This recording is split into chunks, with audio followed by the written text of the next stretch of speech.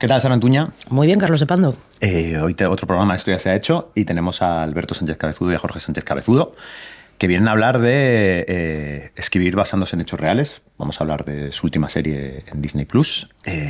¿Y te acuerdas de cuando los entrevistamos por primera vez? Hace 10 años. 10 años. Para justo. Alma también. Están iguales. Es una cosa fascinante, la verdad. Entonces nos hablaron de Crematorio y hoy espero que nos hablen de su última serie que probablemente nuestros oyentes ya la hayan visto, y si no la han visto, pues este es el momento de darle al pause, al podcast, echarse los capítulos así, Sí, igual hay algún spoiler en la conversación, intentaremos que no. Y volver luego a que los Cabezudo nos cuenten los detalles de esta serie tan interesante. Nos vemos en otra vida. Nos vemos en otra vida. Pues nos vemos ahora, esto ya se ha hecho.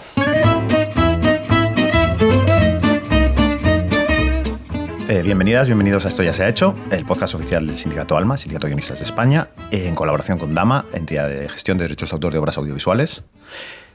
Hoy estamos con Alberto Sánchez Cabezudo y Jorge Sánchez Cabezudo. De Cabezudo Bros. Sí. ¿Qué tal? ¿Cómo estáis? Muy bien, muy buenas. Contentos, muy buenas. Gracias por venir, lo primero. Y lo segundo, bueno, arrancamos con, como siempre, pregunta obligatoria para todo el mundo. ¿Por qué os hicisteis guionistas? ¿Qué pasó ahí? Pues tú te hiciste guionista primero, o sea que...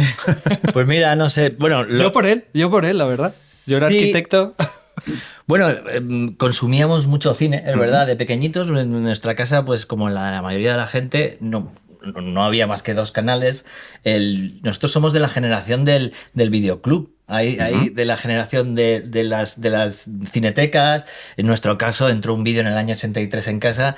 Y nuestro padre es un ávido devorador de películas y más, es un gran cinéfilo, pero sobre todo es un gran coleccionista. Tenía muchísimas películas, llegamos a tener en casa unas 6.000 películas, 3.000 cintas. Pero además era un vicioso, porque compraba las revistas de, yo no sé si eran fotogramas o tal, donde venían las carátulas en formato, las recortaba, las ponía, las pegaba con Iron Fix. Entonces tú entrabas en los pasillos y abrías las puertas de los armarios donde supuestamente había toallas y había guardado cintas de VHS con las carátulas, los minutajes. De vídeo, más los llevaba numerados, además no iban por tiempo, iban por la numeración del vídeo VHS, del 0 al 1536, solo ante el peligro. Y yo qué sé, pues en una vida, en una casa con 2 canales, pues al final lo que era el vídeo y consumimos todo, pues entraban Hitchcock, pues todo Hitchcock. Y nos pasábamos las tardes entre el bufón de la corte de Danny Kaye, que eran las tardes que nos pasábamos, consumimos muchísimo, veíamos muchísimo, y yo creo que nuestro padre nos transmitió un poco la cinefilia, ¿no? de todo esto. Y luego, en mi caso, yo empecé por la interpretación. Yo era actor, amateur, aficionado en el colegio. Y nada, me picó mucho el gusanillo de la interpretación. Habíamos visto mucho cine y es verdad que la interpretación tenía algo, y es que te tenían que llamar. O sea, para ser actor te tienen que llamar. Alguien te tiene que coger el teléfono y decir, pues oye, me interesa lo que digo. Uy, esto va a ser un poco jodido. Entonces digo, bueno, casi va a ser mejor que te escribas tú lo que quieres interpretar, ¿no? Y un poco fue por ahí, la verdad. Y de la escritura llegó a la dirección. Y fue un poco al unísono, ¿no? Las 2 cosas, dirección, escritura, pero es verdad que el primer trabajo que tuve yo fue en una diaria, fue en Al salir de clase. Maravilla. Hice una... ¿Qué temporada? Sí. Pues mira, calculo, no sé decirte los capítulos, pero pues yo hice del 500 al 1000. No que lo hiciera todos, pero vamos, entre medios. En esa fase. Éramos 10 guionistas allí, dialoguistas, y bueno, por allí pasó, pues... Casi toda mi generación, tanto de escritores como de actores, Peris Mencheta, Clavijo, yo que sé, pasamos muchísimos por allí. Y ese fue mi primer trabajo. Mientras escribía, al salir de clase, que además te daban entre 1 y 4 guiones al mes, dependía si les gustaba más o menos lo que hacías. Entonces, y mientras tanto yo me escribía La noche de los girasoles, que fue la primera película que hice, y es eso, o sea, me financiaba el guión de cine con los guiones de la serie diaria. Claro. Y pues básicamente fue así. ¿Puedo hacer una pregunta inciso? Sí. ¿Cómo llevó tu padre cuando llegó el DVD y miró sus VHS y se dijo, joder, O el Blu-ray. Bueno. Ese drama, ¿no? Ese momento. Total. ¿Conserva sus cintas o las tuvo conserva una época que dijo, venga, voy a pasar los VHS a DVD. Oh, Dios mío. Digitalizar 6.000 películas. Y en un momento él mismo dijo, ostras, se ve mejor en el DVD. Pasando los de VHS. Pues autoengañándose. Y luego ya cuando todo estaba en la nube, ya... Se rindió. Cuando le explicamos que su biblioteca estaba todavía, aquí, pero... ya eso fue complicado de asimilar. Pero mi padre hubo un momento que estaba en el pasillo con 2 mandos y entonces grababa una cosa en el salón, en la cocina grababa otra. O sea, era un fan tremendo. Sí, sí. ¿Y tú eras arquitecto? Yo era arquitecto. Yo, de hecho, cuando él estaba entre el salir de clase y escribiendo el guión, estaba de fiesta Erasmus en Berlín. y a la vuelta de eso, vamos, siempre hemos estado, pues nos unía mucho el cine, con mi padre, etcétera, pero a la vuelta un poco con su peli, pues yo hice la dirección artística, dibujamos la peli, cuando estuviste planificando, estuve haciendo el storyboard, tenemos como toda la peli dibujada en storyboard, estuvimos 3 meses ahí y la verdad que desde entonces pues siempre hemos estado ligados. Yo luego ya cuando él iba a hacer la segunda peli nos pusimos juntos a escribir y llegó Crematorio y desde entonces pues fui dejando la arquitectura así poco a poco y nada, muy, muy contentos la verdad. Lo primero que escribí fue Crematorio. Alda, vaya entrada. Por la puerta grande. Pero Hombre, era un tema que Era conocía. arquitecto. Era un tema que conocía. Claro, hubo mucho de conocimiento de lo que... Nuestro padre es arquitecto también, era urbanista. Y luego hay algo en la arquitectura que es muy parecido a escribir o al mundo del cine, ¿no? La idea, el proyecto, los tiempos, incluso luego hay una fase muy de cueva, de parir el proyecto, de pensarlo, de estructura, ¿no? De equilibrios, etcétera. Y luego cuando ya es la batalla y te metes en la obra, o sea, tiene cosas muy, muy, muy parecidas, la verdad. ¿Es por esto que llegaste a hacer el story de la mala educación? ¿Puede ser? Sí, eso lo hice antes incluso que La noche de los girasoles. Exacto, sí. Había empezado, ya no me acuerdo si fue antes o después, pero sí, estaba... Bueno, es que empecé a hacer decorados para Disney Channel, siendo arquitecto para un programa que era La Zona Disney o algo así, como arquitecto, y hacíamos los decorados y entonces empezamos en el mundo de decoración y me llamó Víctor Molero, que estaba en La Mala Educación, y me dibujé todos los decorados de La Mala Educación. Estuve ahí en El Deseo 3 meses y sí. Qué guay. Ahí usando el AutoCAD para cosas que nunca hubieras imaginado, ¿no? Digo, esto es genial. Y un poco lo mismo, ¿no? Llega un cliente, no tiene ni puta idea, te tira todas las cosas que has hecho, tiene cambios que no entiendes. Totalmente, igualito. sí, el proceso Si se cae el decorado no matas a nadie, ¿no? No, pero es verdad, de hecho, cuando vas a pichar un proyecto ahora de guión es lo mismo que cuando vas a pichar un proyecto de arquitectura al cliente y tal. O sea que sí, hay muchas cosas muy, muy parecidas. Y entonces, o sea, lo primero fue Crematorio, lo primero tuyo. ¿Cómo llegáis al proyecto? ¿A Crematorio? Sí. Pues estábamos en esa película que decía Albert, yo hice La noche de los girasoles y Fernando Bobaira la vio y montó Mod, justo salía de Sogecine, la vio y dijo, quiero hacer algo contigo, monta Sogecine, firma con Alejandro, firmo yo con él y nos ponemos a trabajar en un proyecto, una idea que era muy chula, sobre un largometraje que transcurría en África. Una peli africana, muy, muy ambiciosa por un lado, contaba una historia no tan grande, pero era interesante, pero fue el mayor bloqueo que he tenido en mi vida. Es decir, toda la vida quejándonos para que la película me la había pagado yo financiándomela con mi trabajo, todo lo que todo guionista deseaba y desea entonces es que te paguen por escribir. Y ahora que te pagan... Normal. Entonces de repente te contrata Fernando Bobaira, te pagan por escribir... Y te quedas en blanco, te bloqueas, o sea, hubo un bloqueo real, a mí me pasó y no supe cómo salir de eso. Y en un momento dado, de hecho, hicimos un viaje, estuvimos en África, estuvimos buscando la forma de hacerlo y mientras tanto Fernando me dijo, pues mira, mientras estamos así, no te preocupes, tranquilo, tengo una novela que he comprado, se llama Crematorio, que creo que es un fresco sobre la España actual que puede molar mucho y a ver qué hacemos con ello. Yo creo que habíamos hablado ya de series, era justo el momento, estamos hablando del año 2008, no es el momento de las series de ahora, es decir, veníamos influenciados por las americanas, Los Soprano, The Wire. De hecho, el verano que estuvimos escribiendo Crematorio fue el año que me vi The Wire entera, que entonces no nos la veíamos en ninguna, las cogíamos en la FNAC y eran los paquetes, los cofres que te veías en casa, que era oro aquello, era un... Y tu padre, como voy a clasificar usted. quita.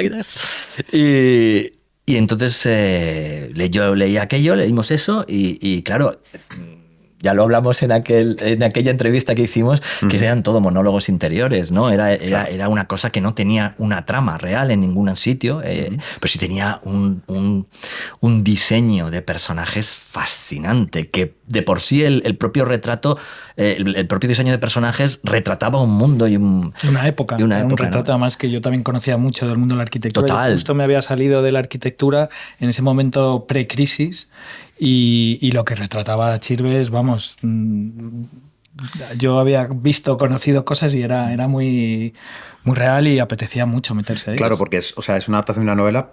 O sea, en principio vamos a hablar de adaptar hechos reales, pero en realidad era adaptar hechos reales de alguna forma, ¿no? Con el filtro de la novela de por medio. Pues sí, ahí Misen a nadie se le escapa que está el Levante. Es decir, era una realidad no con nombres y apellidos, pero que todos identificábamos muy, muy rápido. De hecho, y Marbella también. O sea, que sí, bueno, luego cogimos, sí, pero lo que era Chirves, sí. que es valenciano y que contaba exactamente lo que pasó allí, estamos hablando del 2008. Es decir, que todo eso estaba por salir. Se estaba investigando la trama Gürtel. Lo que nos estaba llegando de la Gürtel eran las primeras.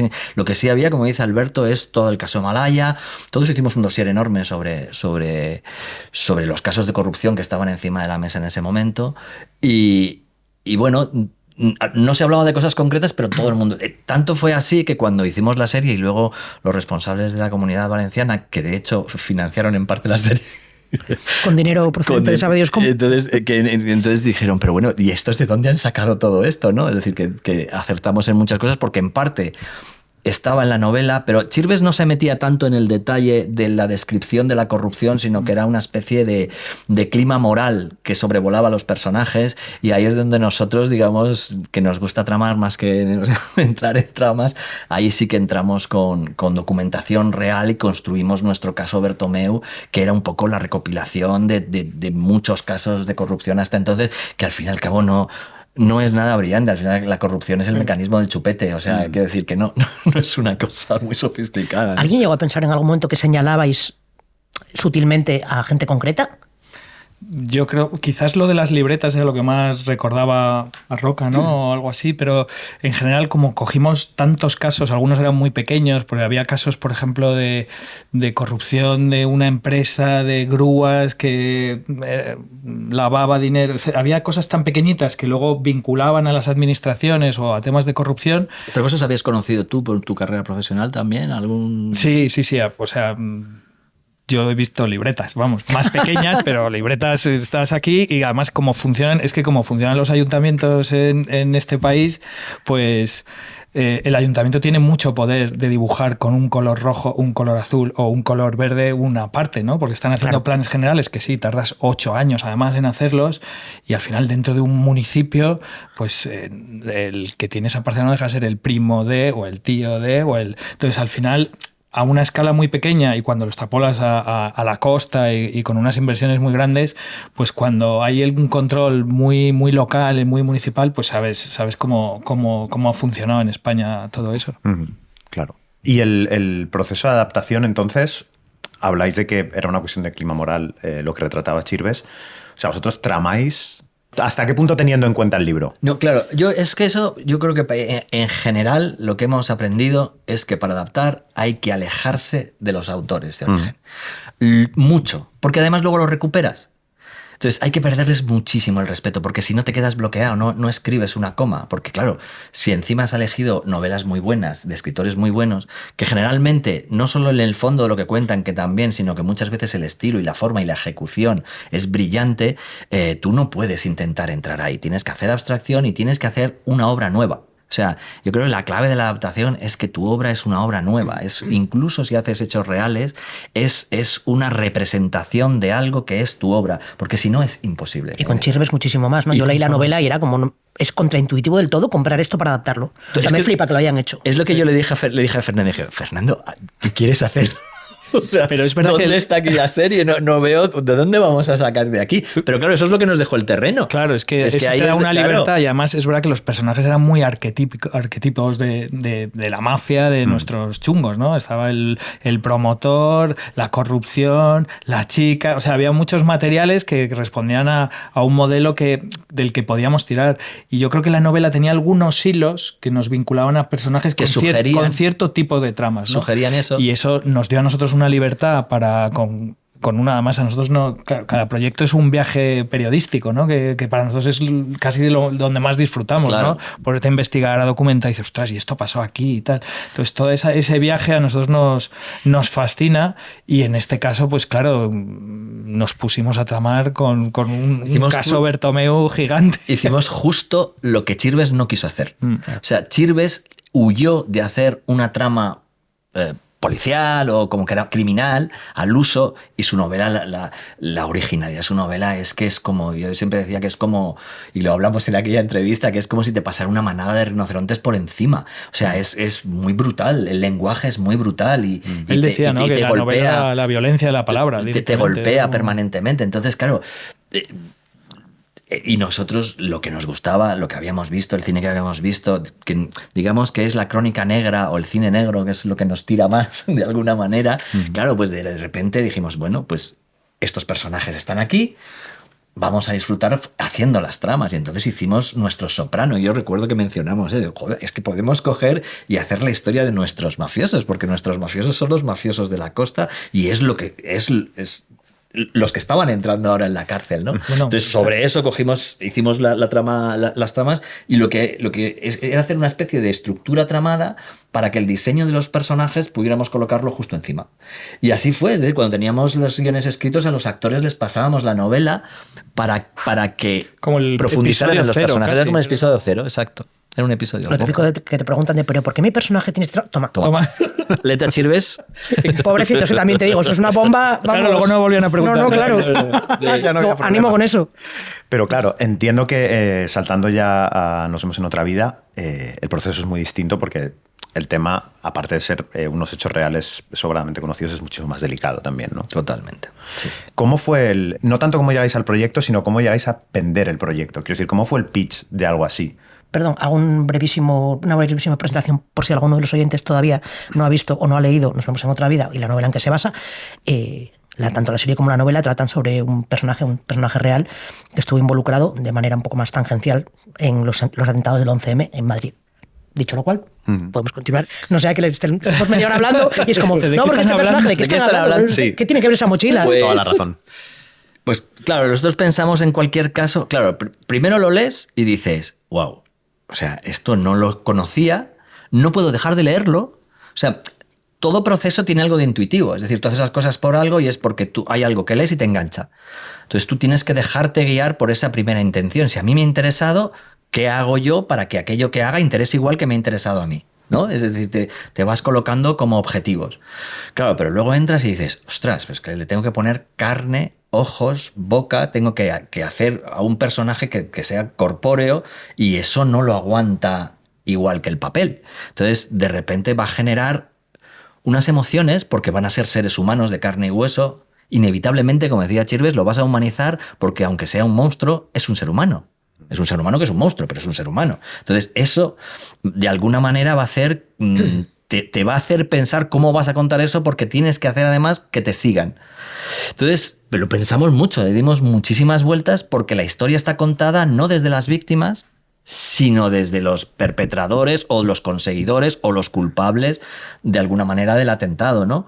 Y sabes que aquello en lo que te vas a meter lo van a ver víctimas que están vivas, familiares. Entonces eso pues te abruma, ¿no? Te abruma, absolutamente, te genera mucho vértigo. Lo que nos parecía también muy interesante y fascinante es que puedes entender la motivación de los yihadistas, quiero decir, tienen mandato de hacer, o sea, de atacar, digamos, o de asesinar, pero lo que nos sorprende es la mirada, ¿no? De poder verlo y radiografiar nuestros barrios y nuestra sociedad, ¿no? ¿Cómo puede ocurrir algo así y que realmente fuese posible por dos individuos en un barrio de Avilés, españoles, uno de 16 años? Eso es lo que realmente te sorprende, ¿no? ¿Cómo pueden suceder estas coincidencias con personajes muy mediocres, además, nada mentes del mal. Y esas dos escalas yo creo que eran las que nos fascinaban del proyecto, ¿no? Que es como la pequeñita escala del barrio de un chico que podía ser de cualquier barrio y una tragedia y un atentado tan gigantesco como el del 11 de marzo. Entonces tienes estas cosas que dices, hay que contar esto porque desde donde se cuenta es fascinante porque nos permite contar más cosas. De repente esta historia no la conozco. De repente es hablar de un hecho del que casi nadie ha hablado porque... Y te preguntas, ¿por qué? ¿Por qué igual si no se ha hecho es por algo. Claro, ¿por qué nadie ha hablado de esto? Y alrededor de todo eso hay muchas cosas, ¿no? Hay discusión política, que es de las primeras cosas que una vez que dijimos, venga, vamos para allá, y empezamos un poco a contar a nuestro alrededor, no a contar, pero siempre haces un poco de prospección, ¿no? De a ver cómo... Y de repente, aquí y allá, bueno, pero eso no se sabe quién fue, ¿no? Pero ese proceso fue secreto. Pero eso no fue ETA.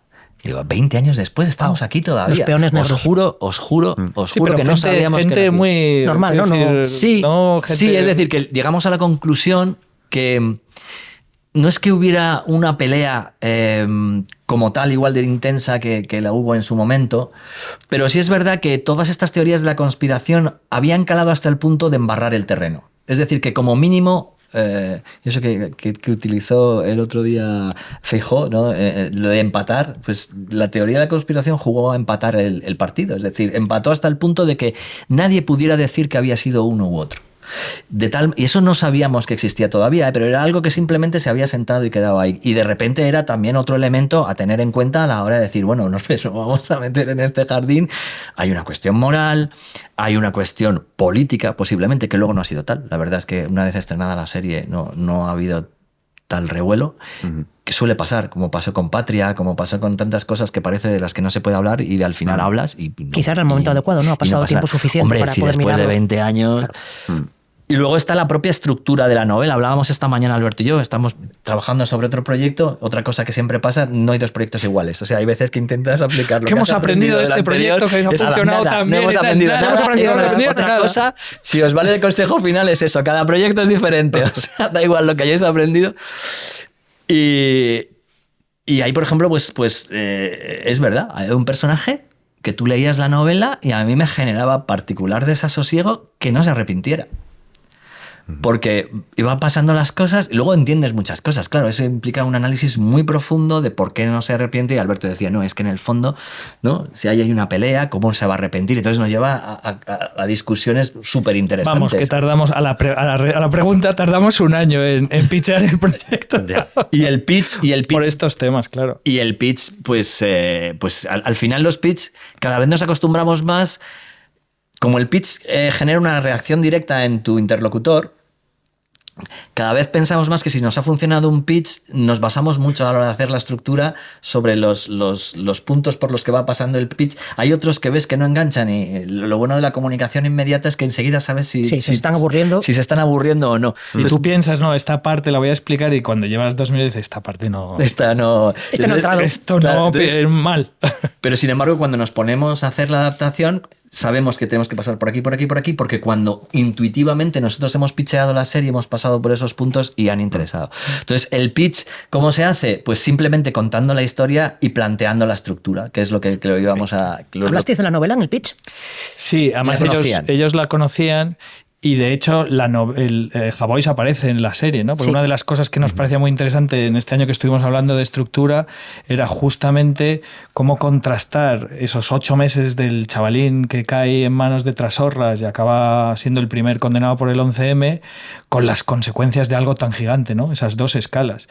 Y la posibilidad de tener a Javois un poco como espectador o como nosotros mismos pudiendo confrontar a 10 años después a esta persona con lo que hizo, nos parecía que era la forma, además con una trama muy pequeñita, de que el 11M y las consecuencias estuviesen siempre como un nubarrón, ¿no? en toda la estructura, serie. confrontarlos permanentemente a los personajes, a las consecuencias de sus hechos, con lo cual podías seguirlos y el espectador... No se relajaba, enseguida le dabas el hachazo y es como, hostia, no, esto tiene consecuencias, ¿no? Que además la estructura del personaje era muy plana, muy plana, pero el personaje...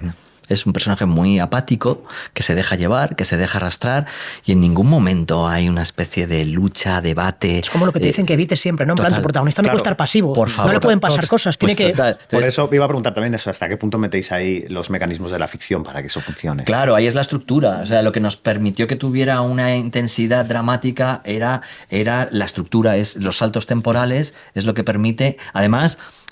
generaba una cosa que era muy interesante, que era, digamos, el viejo truco hitchcockiano de la bomba debajo de la mesa de dos personajes que están hablando y aquí es casi literal, ¿no? Es decir, tú estás anticipando, que es lo que pasaba en la lectura. Tú en la lectura veías una historia anodina de chavales que fuman porros en un banco. Y por debajo estaba todo lo que iba a ocurrir y tú sabías que había ocurrido. Tú sabías que al final de eso está el 11M. Entonces, si tú lo recordabas en una estructura que permanentemente a una historia banal, a una cosa intrascendente, le sucede este chaval declarando ante el juez, sopesando la mochila, de repente cuando vuelves a ese banco, de repente ese porro ya no es solo un porro, esa conversación ya no es solo una conversación, es el engranaje 0 o 01 o 03 que lleva las bombas, con lo cual de repente todo tiene otro sentido. Entonces, de repente esa cosa que se nos metió en la cabeza de esto de la banalización del mal y estos planteamientos era como muy de verdad. O sea, realmente podías plantear cómo algo muy banal acababa en algo muy terrible. Y esa fue, digamos, la mecánica del eso del guión, ¿no? Y que los hechos reales, porque también bebimos mucho del macrojuicio, pues nos presentaban un personaje como el de Emilio Suárez Trasorra. Es que no te puedes imaginar que sea verdad. Eso sí que desafía las leyes de guión. Porque es que el personaje, y además en el sumario había casi secuencias escritas, o sea, había diálogos de cuando está hablando de la caza extrema, el cuñado diciendo que hablaba y las piedras salían huyendo, con lo cual te enfrentas a cosas que, como son reales, en este caso tienes que tocar muy poco, casi tenías que promediar, y lo difícil de la serie, yo creo, era el equilibrio entre todas las cosas, ¿no? Porque como era un tema muy moral, no podías, claro, había secuencias que teníamos incluso escritas, que habían dialogado Pablo, Dani o Robert, que incluso te reías demasiado con Emilio, ¿no? Entonces tenías que tener una especie de... tiene que ser incómodo, pero ¿hasta dónde? Y yo creo que eso era de las cosas más difíciles. No pierdas de vista que este tío tan fascinante utilizó este poder de fascinación para hundirle la vida a un chaval de 16 años que no tenía por qué haber acabado ahí, y a un chorrón de víctimas. 192. Y eso es una risa culpable. Te genera una risa incómoda, pero no puedes dejar de mirar. ¿Qué es lo que le pasa al chaval? Es que es fascinante. El chaval no puede dejar de seguir a este tipo, ¿no? Hay una cosa que ha dicho Alberto que es verdad, que nunca nos había pasado, yo nunca me había enfrentado a ello y me ha encantado, que es lo que dice él, y no me voy a volver a hacer nunca más, que es así lo que es verdad, que es verdad, es decir, tener que poner algo que es real, sabiendo que si yo lo hubiera puesto como guionista por esta por esta necesidad de la causalidad que nos obliga a explicarlo todo y tal, no sé qué, no lo habríamos puesto. Entonces, ¿pero por qué hace esto? Pues no lo sé.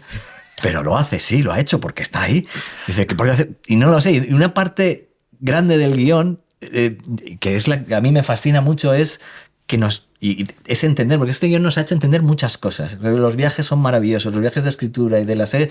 Nosotros no escribimos sobre cosas que sabemos, procuramos escribir sobre cosas que no sabemos para saber, porque de esa manera entramos en sitios que a mí me interesan mucho, que es la parte más, decía Alberto, de periodista, ¿no? Y es que, si lo pensáis bien, aunque haya causas muy profundas y muy psicológicas, nosotros hacemos muchas cosas que no sabemos por qué hacemos. Muchísimas cosas. Que justificas a posteriori, pero sabes que no es tienes cierto. Que justificar, y esta nota de guión de ¿y por qué hace esto? Pues es que gente que se tradujo en una frase de guión, creo que es de Dani, que además la habíamos hablado, sí, que es: nunca nadie sabe por qué Emilio hacía las cosas. Y es verdad, es que no lo sabemos. No, y si es te estás haciendo esta pregunta, pues ponte a la puta cola ahí. Sí, claro, ¿por qué le dijo eso al Piraña? Pues se lo dijo porque yo qué sé, o sea, pues se lo dijo. Y nos pasa a veces, metes la pata, tienes un lapsus, o sea, parece que eso no funciona en las estructuras de causalidad de los guiones, que A te lleva a B, te lleva a C, y a veces es así, y es maravilloso. Entonces, cuando la serie y la escritura se libera de eso, de repente entras en un mundo que a mí me pareció muy fascinante a la hora de escribir y incluso de dirigir actores, ¿no? Porque cuando el actor te pregunta eso y has entendido la dinámica... Le tiras la novela al regazo, toma. Todo el rato con ejemplares de la novela para... Pero ellos aceptaron muy bien el reto, ¿no? Paul lo aceptaba, ¿no? Hablábamos con gente, decía, pero es que ahora... Dice, sí, es que es gente que vive siempre en una pantalla presente, permanente, en la que siempre es verdad. Es decir, ahora te quiero matar, es verdad. Y 5 minutos después es, te quiero, eres mi mejor amigo, también es verdad. Y 5 minutos después lo mata. O sea, hay que decir, es así, ¿no? Y es así. Bueno, era esquizofrénico, se metía cocaína todo el rato, pero aún así, el hecho de tenerlo y de saber que fue así...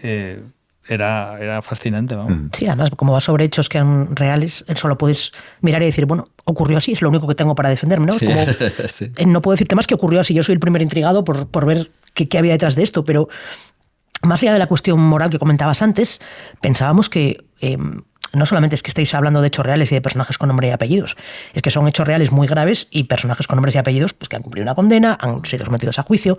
Estáis ahí escribiendo estas cosas flipadísimos y entonces llegan los abogados, ¿no? En algún momento. Pregunto. Llegan los abogados, sí. Bueno, en este caso, como el libro era una entrevista de Gabriel con Manuel, había firmado, digamos, la cesión, los derechos, etcétera, pero aún así, pues teníamos que tener todo el clearance y estuvimos hablando, pues al final se habló con la madre, etcétera, y con X, y tuvimos que cambiar algunos nombres de personajes. Lo que sí teníamos a nuestro favor es que teníamos una sentencia legal con personas condenadas, etcétera, y ahí de hecho lo que contamos es cierto, ¿no? Y recoge los hechos que describimos. En cuanto dicen hecho probado, dices, si no hay recurso a esta sentencia o si hubo recurso y aún así no salió adelante, esto es un hecho probado. Exacto. Más allá de que tú a la hora de ficcionarlo tengas inevitablemente que reproducir diálogos que no todo el mundo recuerda cómo fueron o elementos concretos. O que te tienes que inventar. Es decir, nosotros, claro. Por ejemplo, en el capítulo 2 pues fueron 2 reuniones con los yihadistas en dos hamburgueserías, no diré, esa es otra, no diré el nombre de la hamburguesería, okay. pero fueron 2 y nosotros, por ejemplo, tuvimos que reducirla a una para que fluyera dentro del capítulo, pero sin embargo utilizamos cosas que sabíamos que habían pasado y entonces lo dejamos en cosas que pudieron haber pasado. Es decir, el chino subió a Avilés. Esa segunda reunión se produjo en un McDonald's de Carabanchel y sin embargo... Pero para mantener la unidad de ese capítulo a nosotros nos interesaba no hacer viajes de ida y vuelta, sino concentrarlo en Avilés. En un bar de Avilés. Entonces hicimos ese tipo de cosas. Pero es casi principalmente en el capítulo 2, que es el que tenía la obligación de ser como el más explicativo, que contaba los antecedentes de todos los personajes hasta llegar al punto. El trabajo de limpieza respecto a la novela era ceñirte casi exclusivamente al punto de vista del chico, ¿no? Yo creo que lo teníamos muy claro que la historia tenía que ser contada desde ese punto de vista y el único, digamos... Él y Trasorras, un poquito. Claro, el único salto que hacíamos, que sobre todo es el 2, es esa voz en off. Por eso también nos funcionaba muy bien la entrevista con Javois, que nos permitía contar de dónde venía Trasorras, ¿no? Que lo contase el propio Baby en esa voz en off y poder tener esa historia, porque realmente Trasorras era el motor, el agujero negro que movía a todos los personajes, ¿no? Y no hubo nada entonces que ficcionarais que os generara algún tipo de problema. Quiero decir, tuvisteis que compartir los guiones con alguien por alguna cosa delicada, algo que inventarais, que dijerais, esto es parte necesaria para escribir esta serie, pero traiciona de alguna manera los hechos reales. ¿O? No, yo creo que era más por seguridad de nombres, etcétera, porque realmente el 99% de lo que pasa, es verdad que no en sitios o tal, es lo que contamos.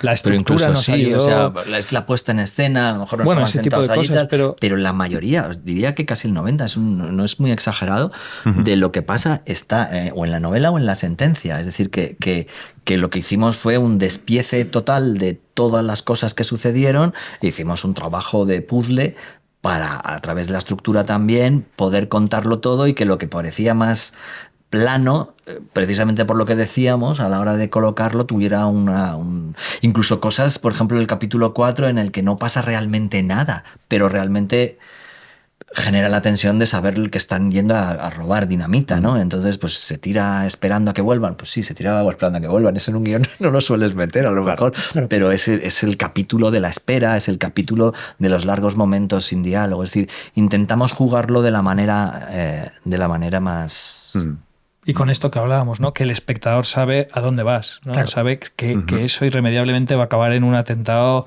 tremendo, ¿no? Entonces, cuando le haces al espectador ver 1 minuto y medio cómo pasan las mochilas por una caja registradora en un supermercado, pues a lo mejor en cualquier otro momento dices, no lo harías, pero ahí realmente tiene una tensión que en otro momento... Si nos arrepentimos, no nos arrepentimos. Si dudamos a posteriori de una sola escena que creemos que sí debería estar y no está, pero porque sucede esto mismo que dice Alberto.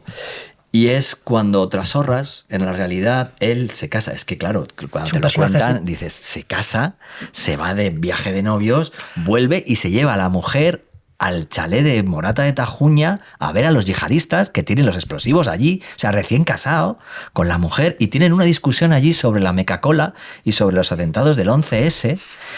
Claro, estaba Pablo, Dani y Roberto así, como diciendo, por favor, mándanos esa secuencia. O sea, claro, eran cosas muy jugosas, que son muy disfrutonas a la hora de escribir, pero claro, son terribles.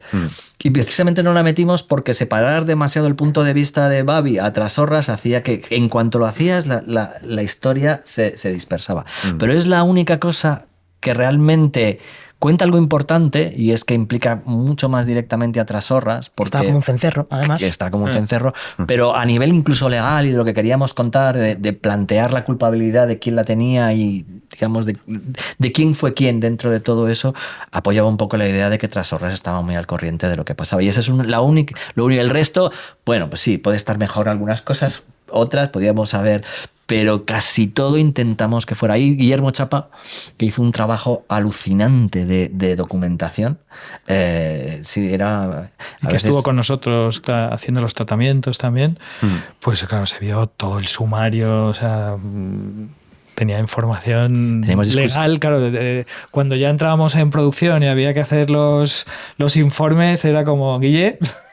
Sí, en el minuto 34 del día no sé cuánto del juicio... ¡Wow! De hecho, Guillermo Chapa precisamente fue el que hizo, como hablamos mucho de eso y nos preocupamos de que todo eso lo pudiéramos demostrar, es que teníamos que poder demostrarlo delante de un tribunal, pues toda la discusión con las abogadas trabajo con las abogadas de Disney lo hizo Guillermo, porque tenía toda la información, sabía toda la información que había en el guión, sabía toda la información que era estrictamente verídica tal cual funciona, cuál era la ficcionada, y todo ese trabajo con las abogadas de Disney lo hizo Guillermo. Era un poco como el recluso que aprende derecho en la cárcel, ¿no? Era como, voy a defender mi caso, vamos. Pero vamos, sí, pero fue así, sí. Es verdad. Habéis mencionado a los guionistas, a Pablo, a Guillermo, tal.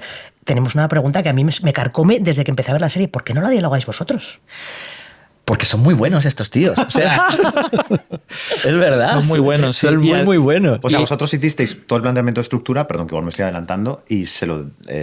Hicimos los tratamientos, las escaletas secuenciadas, y entonces se lo pasamos el primero a Pablo Remón, que lo dialogó, nos volvía y era como, ay, que no tocamos nada, que está súper bien, tocamos 4, o sea, hicimos cositas y lo cerró él.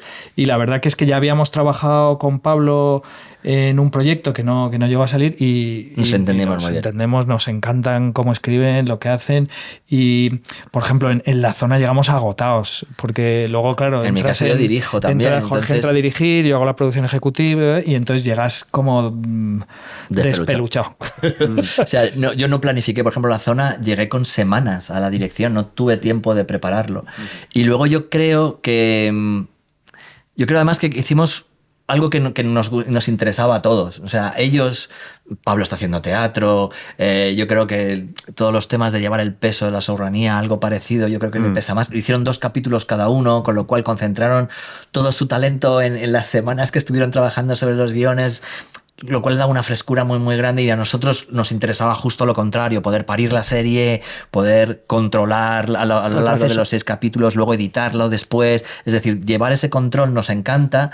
Y sin embargo, yo creo que al final nos falta ya esa chispa de final para dialogar, que no llegamos a todos. Yo creo que fue muy cómodo para nosotros, fue muy cómodo para ellas, estamos encantados, disfrutamos además de las ocurrencias que no se nos habrían ocurrido a nosotros, y que es verdad que este caso concreto es, a lo mejor otro proyecto, pues Crematorio, pues Alberto era arquitecto, nos salía más de cosas que habíamos oído, conversaciones, pero en este caso yo creo que ha sido un acierto, que además tenemos intención de repetir, porque nos ha funcionado muy bien, ellos están muy contentos, nosotros también, bien y bueno, pues siempre hay algo de me hubiera gustado hacer esto y tal. Eso pero se iba a preguntar, porque en realidad tú tienes, entiendo, aunque no la estés dialogando, has hecho toda la estructura, has hecho las escaletas, entiendo que en tu cabeza hay unos diálogos está escrita ideales, ya, ¿no? Hay...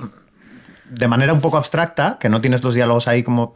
Pero cuando os llega es algo que tiene que ser vuestro y no vuestro a la vez. Pero es que está mejor, dices, hostia, dices, ay, qué guay, claro. es que esto no se me había Está ocurrido. muy guay y además luego funciona muy bien porque también cuando nos reunimos antes de pasar los diálogos tenemos unas sesiones con ellos súper Claro, súper geniales. charlas, igual que con los actores. No dialogas, pero llegas a un punto que sabes que te va a llegar el tono lo buscas. lo que estás buscando y por eso estamos tan contentos. Hay veces que a lo mejor no hay esa conexión, pero en este caso pues es una maravilla. No, y además yo creo que parte, o sea, además de guionistas, somos productores y creo que la obligación del productor es añadir talento a lo que estás haciendo. Entonces hay veces que a lo mejor no juegas en la delantera, pero dices, bueno, pues como entrenador, si además soy el entrenador, voy a sacar a jugar a este, que es muy bueno. Claro. Y de hecho, joder, hay cosas, pues el final de la serie, las secuencias de la Maruca, la primera con la Yonki y la última con el niño, eso es Pablo, eso no estaba en escaleta, eso es made in Pablo y es maravilloso. Yo creo que le da un punto a la serie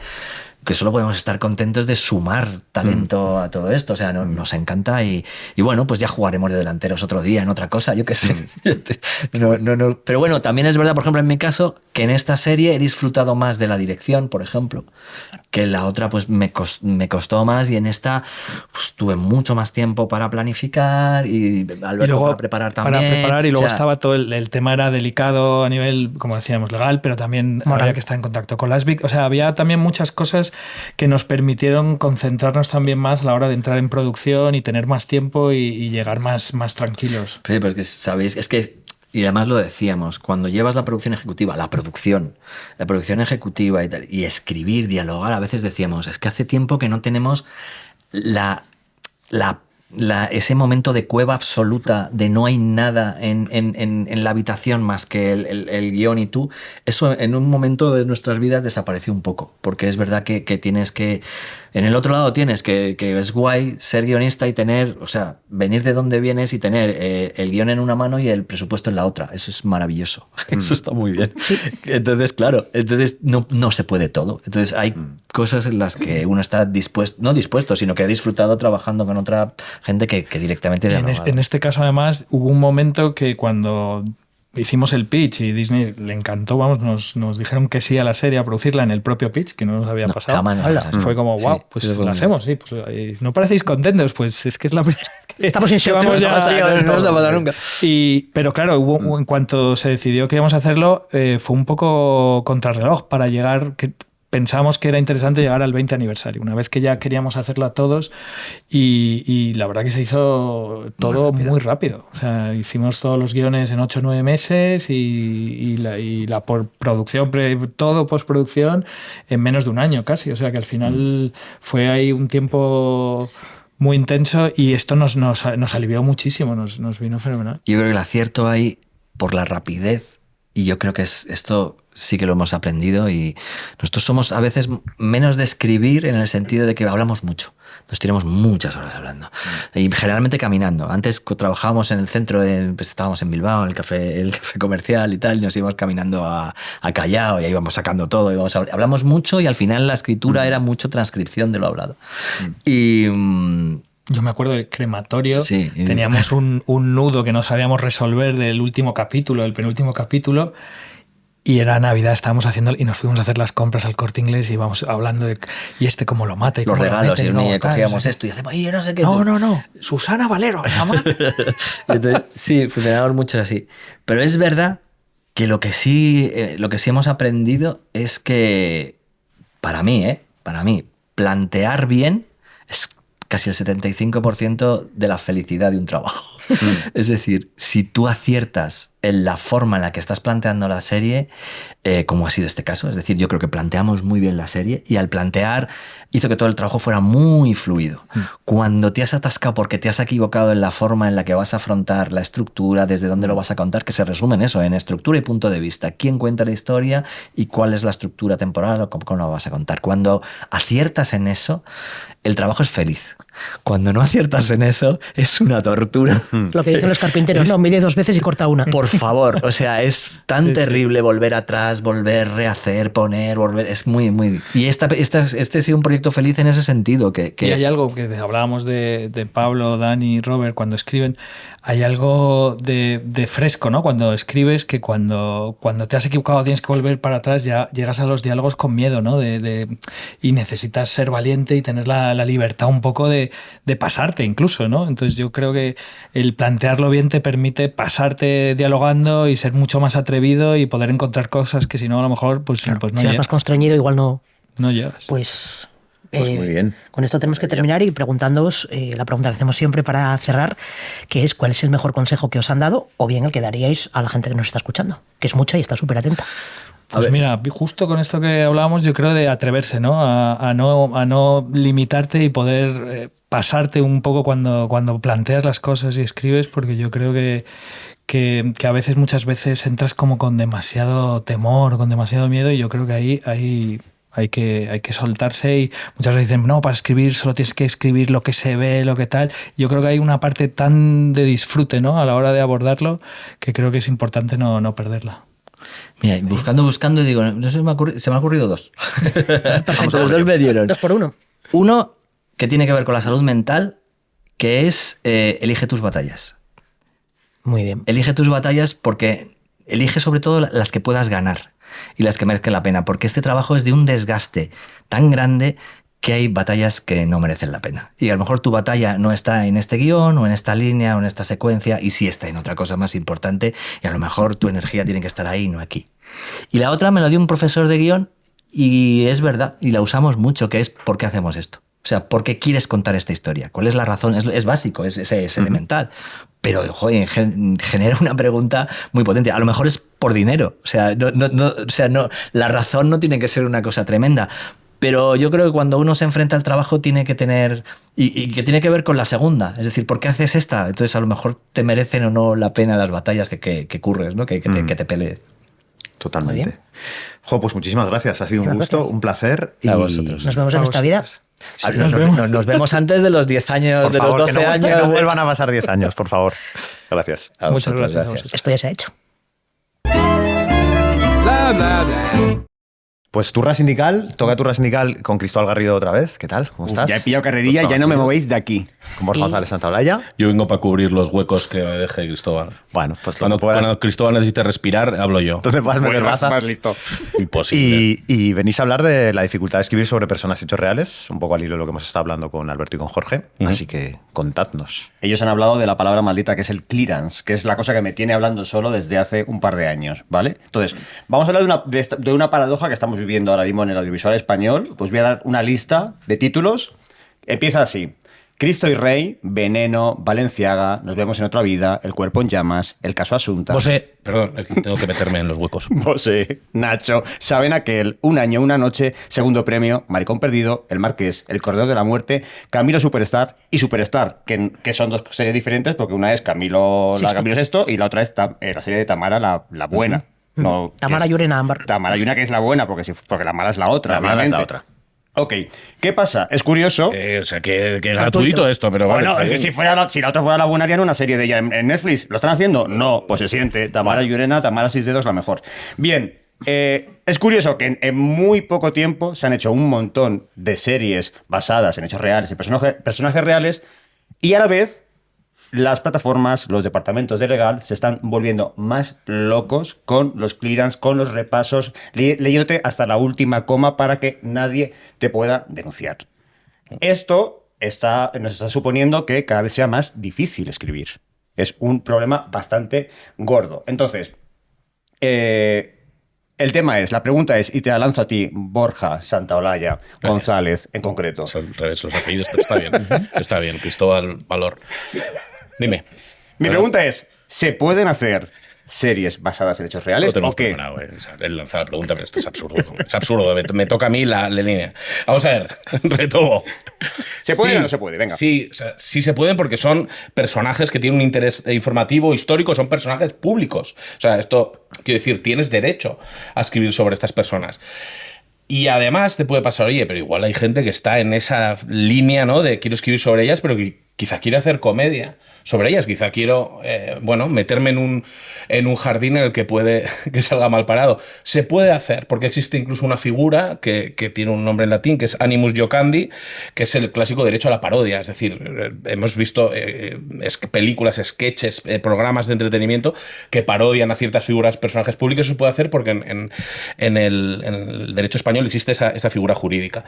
Aún así, que tú hagas todo esto, que tú te ampares en la ley, no significa que no te puedan denunciar. O sea, denunciar te pueden denunciar tranquilamente. Y aquí viene el gran problema, ¿no? Porque el hecho de que tú hagas una parodia de un personaje público, tú hables de la historia de este personaje y tal, eso a gente le puede decir, oye, no quiero que hablen de mí o lo que sea. Denunciar te pueden denunciar. Y aquí viene el gran problema con los abogados, que esto es...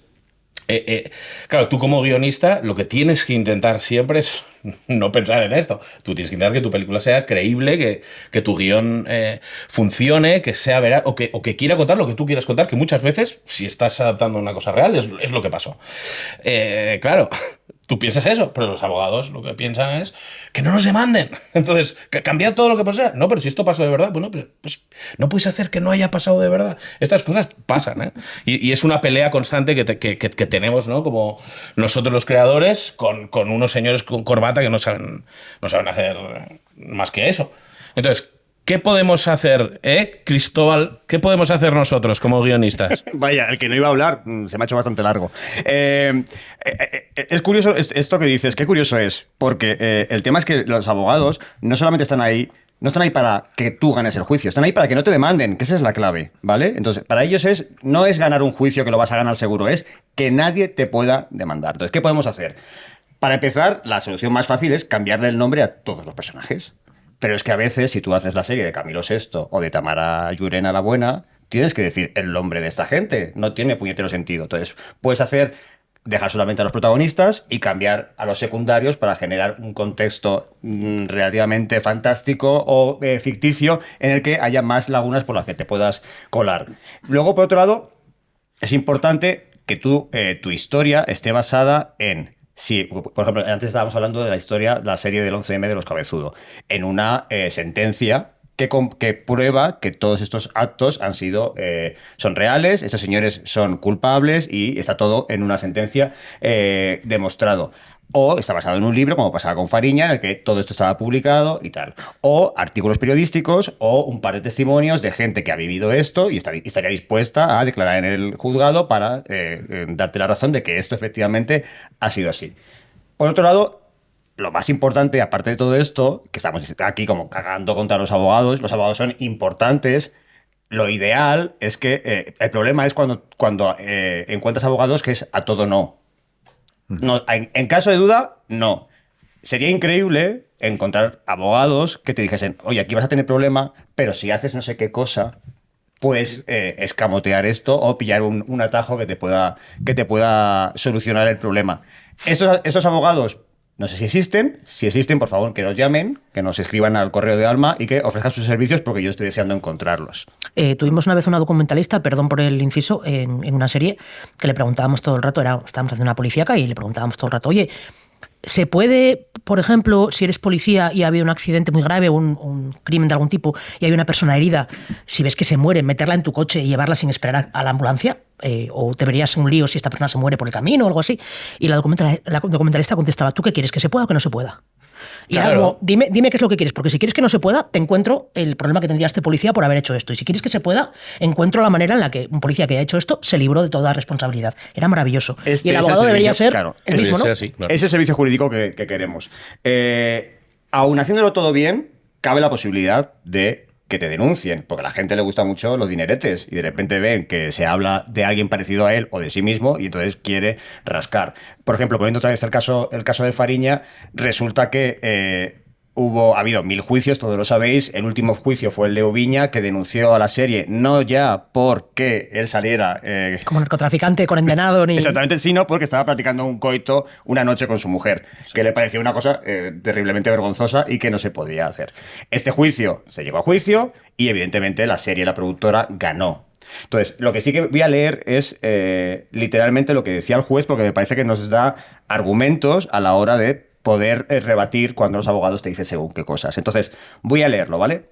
El juez dijo: no nos encontramos ante un trabajo puramente periodístico que trate de consignar hechos veraces, sino ante una producción audiovisual que lo que pretende es una elaboración artística con el fin de dotar a la trama de una coherencia interna y fomentar así el interés. Un espectador medio no espera de una serie de ficción que refleje al 100% la realidad de los hechos, ya que para ello existen otro tipo de producciones, como los documentales, con un estándar de rigor más alto a ese respecto. Protesto, señoría. O sea, no sé si se diría eso, pero De momento- alguien diría De eso. momento va fenomenal, ¿eh? Impecable. No le quito una coma. Es decir, como creación artística, la serie puede apartarse de la realidad de los hechos, siendo a veces necesario para articular un relato narrativo coherente, sin que ello suponga por sí mismo la vulneración de ningún derecho fundamental de los alegados por el demandante.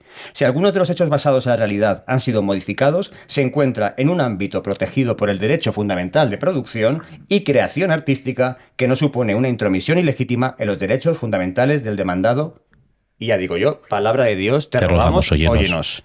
Esto me parece que es, si vosotros os lo queréis copiar y pegar, hay una noticia del País, buscáis juicio, Fariña, tal, y esto aparece literal, os lo aprendéis de memoria y lo recitáis constantemente con los abogados que os hagan el clearance, que es una cosa tremenda, porque es que si los abogados no firman ese clearance, la serie o la película no se hace, te la paran, tienes que hacerles caso a todo lo que te digan. Entonces, por favor, tengamos un poco de conciencia ante lo que estamos hablando de series de ficción. Las series tienen que estar bien y, a ser posible, tienen que hablar y ponerle nombre propio a las cosas y no hacer cosas, inventos y absurdeces y atajos con un miedo absurdo para que no te demanden. Claro, totalmente. Ya está. Yo no voy a decir nada más porque con Cristóbal me ha dejado mucho tiempo para hablar. Y te voy a demandar. No, pero sí que...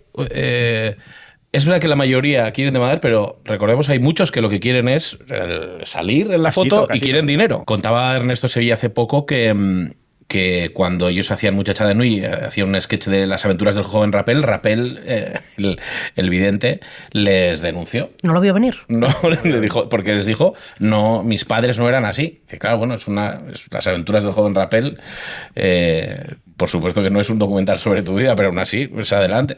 Y dice, bueno, a ver, que también si me pagáis. Entonces, hay mucha gente que quiere casito y que quiere el violín que mejor suena. Hay un famoso arquitecto que se dedica, su equipo de su estudio se dedica a mandar burofaxes cada vez que se hace algún chiste en alguna serie sobre a este famoso arquitecto se le caen las casas, los pisos, los puentes y este tipo de cosas.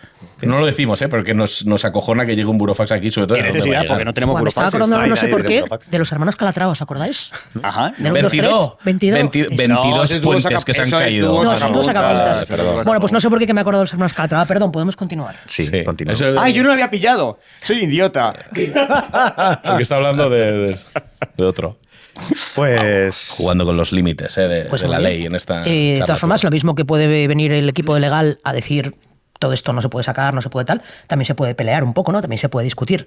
Nosotros recuerdo un clearance que nos llegó que supongo que tenía que ver más con la clasificación por edades. Teníamos un personaje que decía muchos tacos y que se cagaba en Dios y en la Virgen y en tal, y ponía blasfemia, blasfemia, blasfemia. Era como... Claro, esa era la intención. Sí, ¿no? blasfema. No Sí, se nos sí. ha pasado, no pensábamos que era otra cosa. No, es bueno, porque según qué nivel de tacos, luego a la hora de la clasificación dices, vale, pero los podemos mantener, ¿no? A veces, según el horario, el tramo horario, puedes y no puedes. En las series diarias, al mediodía, pasaba que tú en la secuencia 1 y 2 no podías decir ningún taco, porque estás en Claro, horario de todavía protección protegido. infantil. A partir de la 3... Sálvame limón, sálvame naranja. Exacto. Claro. Exacto. En fin. Pues así está. Pues nada, hasta aquí la turra de hoy. Recordamos, antes de irnos, que podéis enviarnos vuestras preguntas a podcastalma@sindicatoalma.es para la sección Alma Responde. Que podéis y que debéis, porque vamos a hacer un programa especial de preguntas y respuestas para nuestros oyentes. Así que nos llegan muchas cositas, pero podéis mandarnos muchas más cositas. Y ya está, hasta aquí el Esto Ya Se Ha Hecho de hoy. Y El próximo miércoles más. El de hoy ha sido buenísimo. buenísimo. Buenísimo. Cada vez que sale él, dice que es buenísimo. Pero lo cuando que han sea. salido los otros 10, ¿dónde no ha estado? Yo No. es que noto que esta temporada está yendo para arriba desde que yo he empezado a venir. ya La te historia de digo. mi vida. Esto ya se ha hecho. Alfa Valor, pobre hombre. Esto ya se ha hecho es el podcast oficial de Alma, el sindicato de guionistas de España, con la colaboración de Dama, la entidad de gestión de derechos de autor de obras audiovisuales, y grabado en su sede de Madrid. Presentado por Sara Antuña y Carlos de Pablo. Dirección, Alba Lucío y Josep Catel. Guión, documentación y producción, Pablo Bartolomé, Diana Rojo, Borja González Santaolalla y Cristóbal Garrido. Producción y prensa Alma, Julia Ayago, Ana Pineda y Laura Escobar. Diseño gráfico, Borja González Santaolalla. Realización y edición de Lemon Juice. Música, Music Library.